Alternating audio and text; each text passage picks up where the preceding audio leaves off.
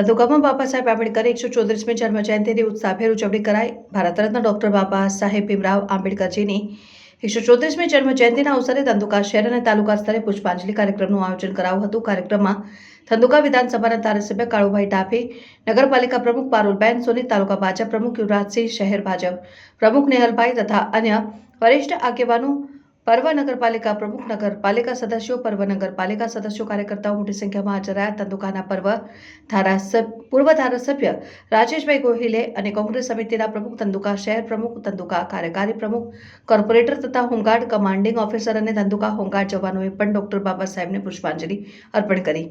કાર્યક્રમમાં નાના બાળકો, વડીલો, સામાજિક કાર્યકર્તાઓ ઉપસ્થિત રહી જન્મ જયંતિની ઉજવણી કરી હતી। જયંતિની પૂર્વ સંધ્યાએ બાબા સાહેબ આંબેડકરજી અને સ્વામી વિવેકાનંદજીની પ્રતિમાઓમાં પરિસર વિશેષ સ્વચ્છતા આયોજન અભિયાન યોજાયું હતું, જ્યાં સ્થાનિક નાગરિકો અને કાર્યકર્તાઓ ઉત્સાહપૂર્વક ભાગ લીધો।